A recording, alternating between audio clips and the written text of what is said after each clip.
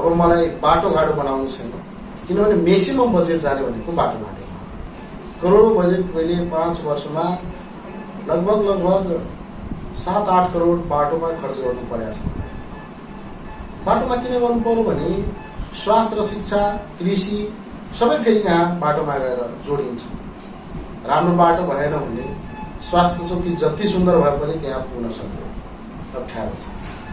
शिक्षा राम्रो भए पनि त्यहाँसम्म पुग्नलाई बाटोघाटो चाहिन्छ, त्यसकारण बाटो नेसेसरी छ। कृषकले उब्जाएका सामान वा पाएक पर्ने ठाउँमा बेच्नको लागि बाटोघाटोको आवश्यकता पर्छ। त्यसले मैले सबभन्दा पहिला यसको जरो पत्ता लगाएर बाटोघाटो निर्माण गरेँ। र अलिअलि के भएको छ भने हाम्रो यतातिर एउटा दुर्व्यसनी पनि ठुलै चुनौतीको रूपमा आएको छ। 8 वर्ष 10 वर्षको केटाकेटी दुर्व्यसनीमा पसिसके, यो प्रति कहिले देखिँदैन।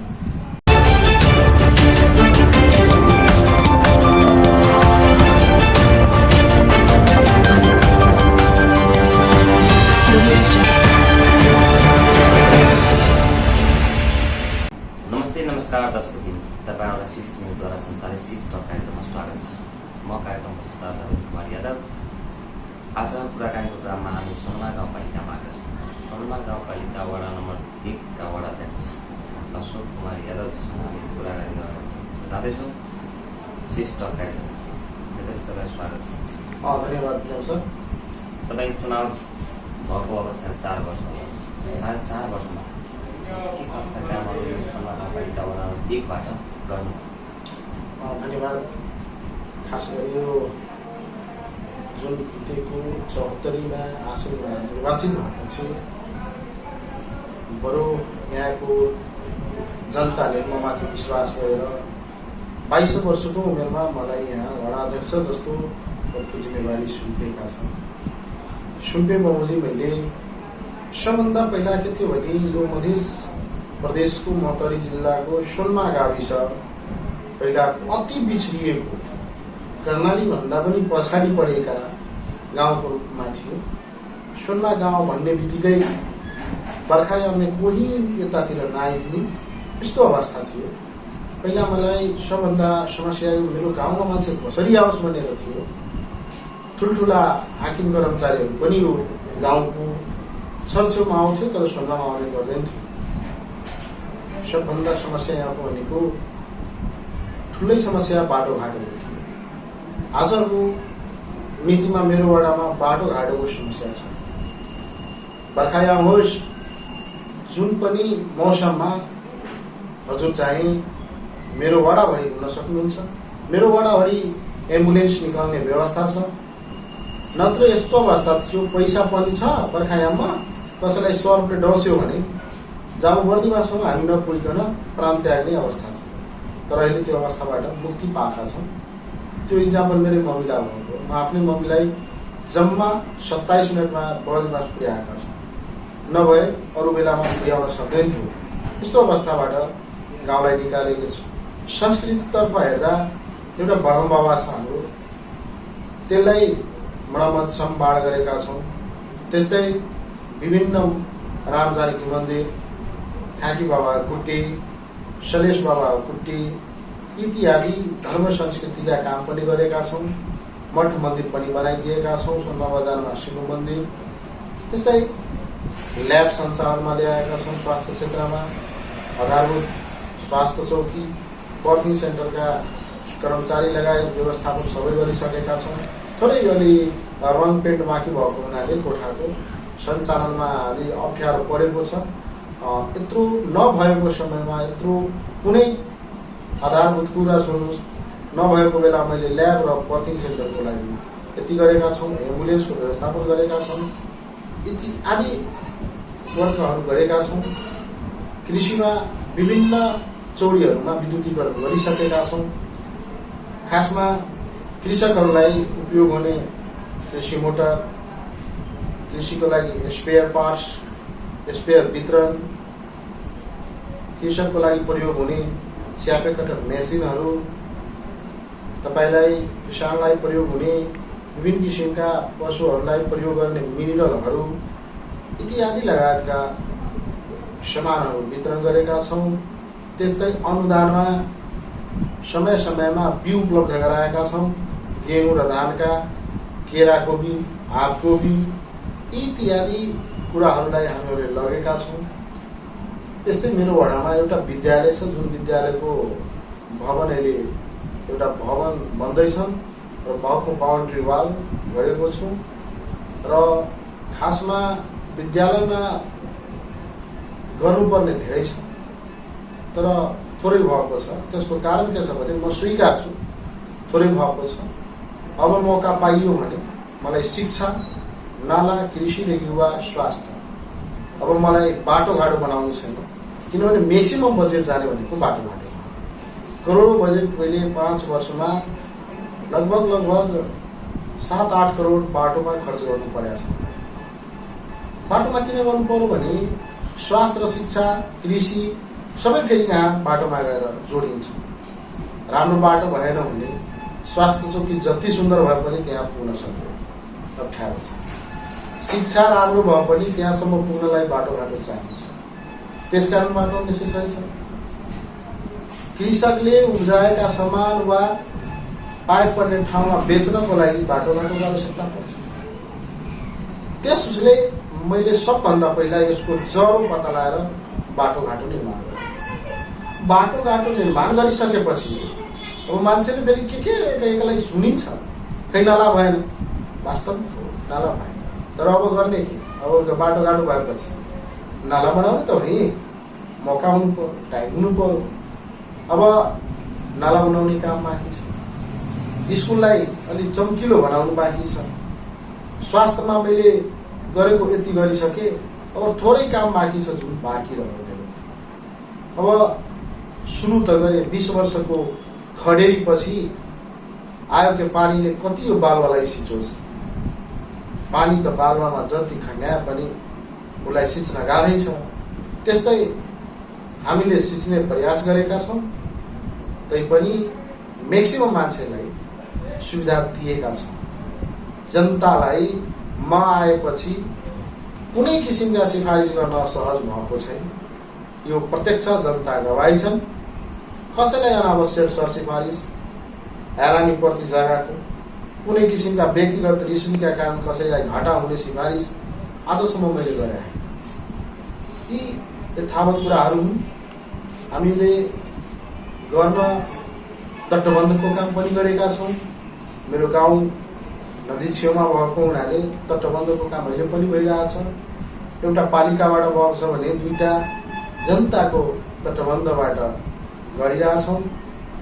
विभिन्न समयमा राति चोरी नहोस्, राति मान्छेलाई चिन्न गाह्रो नहोस् भनेर मैले आफ्नो वडामा 12वटा टावर लाइटको व्यवस्था गरेको छु।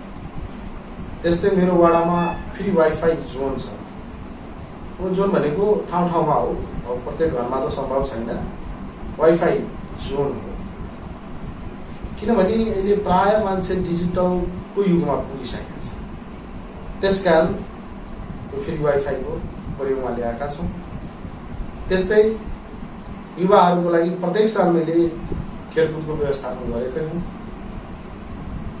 यी यथावत कार्यहरूको सँगसँगै हाम्रो संस्कृति र कल्चरलाई प्रोत्साहन गर्ने कार्यमा मेरो संलग्नता राम्रै देखिन्छ। यथावत अवस्थामा थोरै कर्मचारीहरूले पनि असहयोग गरेर हाम्रो कार्यकालमा खड्केको कुरा हो। अलिक प्राविधिक हुन्छ नि, अफिसमा प्राविधिक कमजोर भएर पनि हाम्रो लगानी कतै कतै मलाई रिस्की हुन्छ कि कति खेर त गइरहेको छैन कि क्या हो। जन्म दिएको मान्छेलाई पता हुन्छ बच्चाको माया र ममता हुने, आमालाई जति दुःख हुन्छ बाउलाई कहाँ दुःख हुन्छ हो। त्यस्तै जो आए पनि अब बाउ बन्ने, म त आमा भनेर यो गाउँलाई हुर्काएको। आजको अवस्थामा यहाँ व्यापार बढेको छ। योभन्दा 4 वर्ष पहिला आउँदाखेरि मेरो गाउँमा कपडा पाइदिन्थ्यो, सिमेन्ट सब पाइदिन्थ्यो, तपाईँलाई चिसो खानु सब पाइदिन्थ्यो, डेढगुड खानु सब पाइदिन्थ्यो। यथावत कुराहरू छन्। होटल, ससाना होटलहरू खुलिया छन्, त्यत्रो राम्रो नभए पनि ससाना होटल छन्। ठुल्ठुला व्यापारका केन्द्र बनेका छन्। हाम्रा विपक्षीहरूले के भन्छ भने पढाउनुले छोटी पढ्न हो भनेर भन्छ। अर्थात् यहाँ सबै सुविधा सम्पन्न यत्रो गरेका छौँ नि त। अब बाँकी त जनताले हेर्ने हो, मैले के गरे हो होइन भनेर मूल्याङ्कन जनताको हातमा। अब उहाँहरूले मूल्याङ्कन गर्ने दिन पनि आइरहेछ, वैशाख 30। आजदेखि चैत गयो, अब वैशाख 30कै कुरा गरौँ। अब त्यो वैशाख 30 को दिनले मैले 5 वर्ष जनताको नोकरी गरेको छु, बिना जनताबाट बिना पैसा लिई नोकरी गरेको छु। कुनै सिफारिसमा मैले एक सुको कसैसँग लिएको भएमा राजनीति छोड्दिन्छु। विभिन्न निकायमा विभिन्न हिसाबले आउने अनावश्यक क्रममा मैले लिएको छैन र त्यस्तो प्रमाणहरू पनि राजनीति गर्दैन। राजनीति स्वार्थ पनि हो, निस्वार्थ पनि। राजनीतिमा आउनुको अर्थ पैसा मात्र होइन। मलाई मजाले पुगिरहेछ पैसा, 23,000 24,000 हाम्रो स्यालेरी नै छ। प्रत्येक महिनाको 5-7 हजार जतिको भत्ता सताइहाल्छ, त्यतिले पुगिरहेछ। पेट्रोल सेट्रोलको व्यवस्थापन हाम्रो अफिसले गरेकै छ। अनि यत्रो पुगिरहेछ भने अनावश्यक पैसाको आवश्यकता मलाई छैन। यथावत तै पनि मान्छेको क्वेसन आउँछ भने सबै खाइदियो भनेर आउँछ। के भने यो कुर्सीको नै दोष हो। यो नेपालमा राजनीतिमा कुर्सीमा बस्ने मान्छेलाई राजनीति चोरै भन्छ। के गर्ने, जति इमानदार भए पनि टोली नै बदनाम भयो भने एकजनाले के गर्न सक्छ? तसर्थ म सन्तुष्ट छु, माफ नपाला। मसँग जनता आक्रोशित छैन, मसँग कसैले व्यक्तिगत रिसिभी राखेका छैन। चुनावमा हार जित हुन्छ, ठुलो कुरो होइन। राम्रा व्यक्ति पनि हार्छ, नराम्रा पनि जित्छ, त्यसकारण ठुलो कुरो होइन। तर मैले आफ्नो कामप्रति इमान्दारिता र वफादारीका साथ काम गरेका छौँ भने मेरा एवं हाम्रा आदरणीय मतदाताजीहरूसँग कहिले पनि मलाई बाजाबाज भएको छैन। उनीहरूको ऋण मैले, उनीहरूको नोकरी मैले इमान्दारी साथ गरेको छु भन्ने मलाई लाग्छ। जस्तै अब यो वडा नम्बर 1 बाट कति बजेट विनियोजन गर्नुभयो, त्यो अनुसारले खर्च गर्दाखेरि कतिको उपलब्धि मैले सुरुमै भनिदिएँ, मैले 5वटा बजेट चलाएँ। 5वटा बजेटमा 4 साल मैले 100% खर्च गरेँ। यसपालि अहिलेसम्म मेरो 75% सकिसकेको छ। 2-4 दिनमा यो पनि सक्ने अवस्थामा छ। आज पनि विशेष काम हुँदैछ। त्यस्तो अवस्थामा अब मैले भनिदिएँ, समष्टिगत रूपमा सुरुमै भनिदिएँ, के प्रगति भयो भने मेरो मान्छेको शिक्षासम्म जाने बाटोमा पुगेको छ। त्यो पनि ठुलो पैसा राखेर गोजीमा राखेर बन्ने अवस्थाबाट बचाएको छु। मैले पैसा तिर्दिया छैन, तर बचाउने एउटा माध्यम बनेका छ। कृषिमा मैले विद्युतीकरण गरिदिएको छु, कृषि बाटो बनाइदिएको छु। यिनीहरूबाट मलाई के भने आज खेतमा गएर ट्र्याक्टरले गेहूँ कुटिरहेछ, धान कुटिरहेछ। मुखु ल्याउनलाई साह्रै सजिलो भएको छ। हाम्रो यहाँ ग्राउन्ड वाटरको पम्पबाट ग्राउन्ड वाटर तान्न मोटरबाट इजी भएको छ। यी उपलब्धि भएका छन्, नभएका होइन। विभिन्न समयमा गाउँपालिकाबाट र वडाबाट जुन किसिमका तालिमहरू सञ्चालन भए त्यसप्रति म असन्तुष्ट आफैमा छु। हामीहरूले जनचेतनाको लागि गरेको, हामीहरूले सिपमूलक गरेको, तर यथार्थ के भयो भने मान्छे भत्ता दिन्छ भनेर जान्छ, भत्ता दिन्न भनेर जान्न। प्लम्बरको ट्रेनिङ आजदेखि सुरु गर्दै थिएँ। भत्ता कति छ भने पहिला सोध्छ, सिक्नलाई भत्तै चाहिन्छ भन्ने कुरा आउँछ। ए बाबा, सिक्न गइरहेको छु, पहिला तिमी त सिक त, दक्ष जनशक्ति बन त।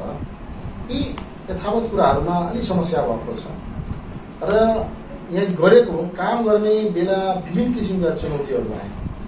त्यसमा मुख्य रूपले बाल हिंसा, बाल मजदुरी, यी मैले आफ्नो आँखाले हेरेको र अलिअलि के भएको छ भने हाम्रो यतातिर एउटा दुर्व्यासी पनि ठुलै चुनौतीको रूपमा आएको छ।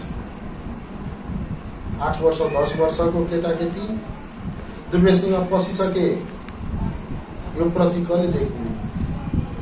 अब आउँछ ड्रग्स लिएको हुन्छ भने 3 चोटि कुरा ढोक्छ, अध्यक्षज्यू नमस्कार, अध्यक्षज्यू नमस्कार भन्छ। ड्रग्स नसा आउँछ फेरि गाली पनि हुन्छ।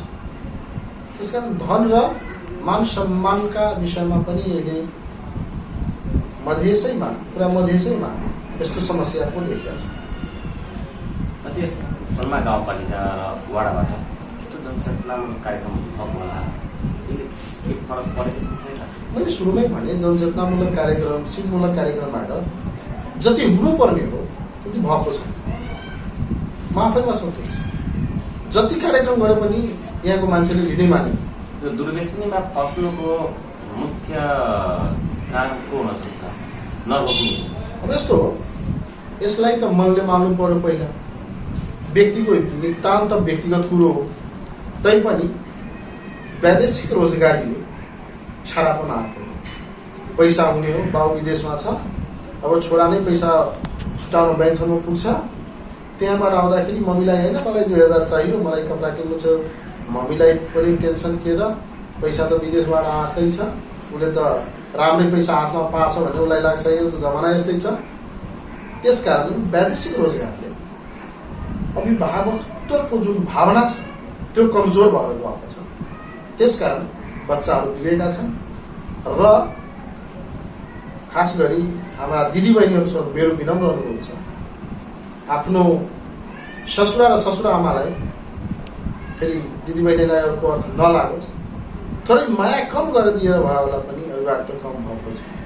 किनभने ससुरा र सासुआमाको कुरा सुनिदिएको भए सायद छोराछोरी पनि हाम्रो राम्रो हुन्थ्यो भने अहिले नसुनेर यो छोराछोरीको लैलैमा लागेर दुर्व्यसनी बढेको मलाई लाग्छ। र एकजनाको छोराछोरी बिग्यो भने समाज बिग्रिन्छ, छरछिमेक त बिग्रिन्छ, देश बिग्रिन्छ। भोलि युवाहरू कस्तो हुन्छ हाम्रो देश चलाउने? त ड्रगिस्टहरूले हाम्रो देश चलाउँछ, ड्रगिस्टहरूले हाम्रो प्रशासक बन्ने त। यी यथावत समस्याहरू छन् जुन चेन्ज गर्नुपर्छ। हाम्रो टोली गाउँपालिकामा पुनः दोहोरियो भने म एउटा सुधार गिरीको तयारीमा छु। एउटा सुधार गिरी ल्याउनु पर्यो र सुधार गिरीमा त्यस्तो दुर्व्यसनी भएका केटाकेटीहरूलाई शिक्षा दीक्षाको व्यवस्थापन मिलाउने र त्यहाँबाट नै उनीहरूलाई सुधार्ने प्रयास गरेका छौँ। जमर्को गर्नेछु भन्ने मेरो प्रतिबद्धता छ। जस्तै 20 वर्षपछि चुनाव भयो, चुनाव भएर तपाईँहरू जिते गाउँपालिका, नगरपालिका, सिंहदरबार भयो, जनतामा के फरक हेर्नुभयो पहिलेको र अहिलेको? तपाईँले फर्स्टैमा भन्नुभयो कि हाम्रो गाउँमा आउने बाटो थियो, अहिले तपाईँहरू आएपछि के फरक भयो? के चाहिँ उहाँहरू चाहिँ जनताहरूले पाउनुभयो यहाँबाट 20 वर्षपछि? अब यो त नितान्त जनतासँग सोध्नुपर्ने। अब मैले भन्दा म आफ्नो बढाइ गर्ने होइन, तपाईँले के हेर्नुभयो? मेरो नजरमा युवा पनि हुन्छ, म त जनतालाई दिन केही सकेका छैन। सकेसम्म सहयोग गरेको छु। मूल कुराहरू मैले भनिदिएको छु, त्यही परिवर्तन देखिरहेछ, छर्लङ्ग देखिरहेछ। त्यस्तै लोकतन्त्रमा बोल्ने अधिकार दिएको छु। म कहाँ कसैलाई सोर्स र पावर लगाउनु पर्दैन, पैसा खर्च गरेर आउनु पर्दैन। त्यसकारण मैले सबभन्दा ठुलो काम के गरेको छु भने सामान्य व्यक्ति म कहाँ आएर सामान्य व्यक्ति मेरो यो काम कसरी हुन्छ, कसरी गर्नुपर्छ, गर्नैपर्छ अध्यक्षज्यू भनेर आँट गर्न सिकिसकेका छन्। यी मेरो सबभन्दा ठुला उपलब्धि छन्। म नभए पनि जो कोही आए पनि अब यो कुर्सीलाई हरेक जनताले क्वेसन त्यसर्याउने क्षमता मैले आफ्नो वाडावासीमा बनाइसकेका छौँ। भोलि म किन नहोस्, अरू किन नहोस्, तर यहाँका जनताले पारदर्शिताप्रति एकदम सचेत भएका छन् र मेरा ठुला जित भनेको यही हो। कुनै पनि व्यक्तिलाई कसैको कुनै सामान लिनलाई मसँग एप्रोच लगाएर आएको छैन। जेनरल म चिने मलाई मतलब भएन। कुन पार्टी हो, कुन व्यक्ति हो, कुन धर्म हो, कुन जाति हो नहेरिकन काम गरेका छौँ। त्यसकारण अब जो कोही आए पनि उसलाई पनि धर्म, जाति परिवारवाद नतावादबाट माथि उठेर काम गर्नुहुन्छ भने मेरो जित हो। यो नै मैले गरेको छु। न त म नतावादमा फँसेको छु, न परिवारमा फँसेको छु, न म पार्टीवादमा फँसेको छु, न म जातिवादमा, न धर्मवादमा फँसेको छु। म यो भएर माथि उठेर काम गरेको छु। यो नै मेरो सबभन्दा ठुलो जित छ। अझै यो सोनमा गाउँपालिका वडा नम्बर 1 बाट गर्नुभएका मुख्य 5वटा काम के के छ? अब मुख्य काम मैले भनिदिएको थिएँ। सबभन्दा ठुलो काम भनेको पूर्वाधारमा मैले सडक बनाइदिएको छु। तेस्रो कृषिमा सिँचाइ एवं कृषि सडक बनाइदिएको छु। तेस्रोमा स्वास्थ्य चौकी, ल्याब सञ्चालन, बर्थिङ सेन्टर लगायतका काम गरेका छौँ। त्यस्तै मैले गृहिणीहरूको लागि अल्प विकसित गृहिणीहरूको लागि ग्यास चुल्हा सिलिन्डरको व्यवस्था गरिदिएको छु। किसानका लागि चिया प्याकेट, विभिन्न समयमा विभिन्न किसिमका बिउ वितरण लगायतका कार्यहरू गरिदिएका छौँ। खानेपानीको राम्रो व्यवस्था गरिदिएका छौँ। लगभग मैले गरेका यी 5-6वटा मुख्य काम हुन्। त्यस्तो अब धर्मशाला, यी तावत धर्मका काममा मन्दिरहरू मैले बनाएका छौँ, बजार सेडहरू बनाएका छौँ, इत्यादि इत्यादि छन्। अब यसमा त जोड्दै जानुहुन्छ भने मेरो वडामा टन्नै छ। तैपनि मुख्य 5वटा यी मानव, यसलाई नै मानेर हामी अगाडि बढ्छौँ। अब चुनाव आउँदैछ, तपाईँको तयारी कस्तो छ? फेरि दोहोरिनुहुन्छ यो पदमा कि अनि अरू पदमा जानु? अनि यो जनताको हातमा हो दोहोरिने, अर्को पदमा जाने नजाने। बाँकी रह्यो चुनाव लड्ने कुरा। चुनाव जनताले लड्ने हो, जनताले नै जित्ने हो, हार्ने हो। त्यसको मैले प्रतिनिधि पात्र हो। प्रतिनिधि पात्र कहिले पनि हार्दैन र जित्दैन। म योभन्दा पहिला पनि जितेको होइन, जनता जितेको हो। यसपालि पनि जनता जित्ने हो। म प्रतिनिधि पात्र भएर पार्टीले मलाई लायक सम्झन्छ भने म प्रतिनिधि पात्र भएर चुनावमा उठ्ने जमर्को गर्नेछु र जनता जित्नेछ भने आशा राख्दै उहाँहरूसँग यो आउने वैशाख 30मा सक्षम, सबल र सबैजना मिलेर आफ्नो गाउँठाउँ बनाउने व्यक्तिलाई मतदान होस्, त्यसको लागि हार्दिक अनुरोध गर्दै यहाँ अपिल पनि भयो भने अपिल गर्दै समृद्ध सोनमा गाउँपालिकाको लागि आफ्नो उत्पादनमूलक कार्यलाई अगाडि सबैजना बढायो भने सफलता पाउँछ भन्ने यो मेरो आफ्नो व्यक्तिगत सन्देश हो। यसलाई सबैले बुझिदिनुपर्छ। यति भन्दै म बिदा लिन्छु। धन्यवाद।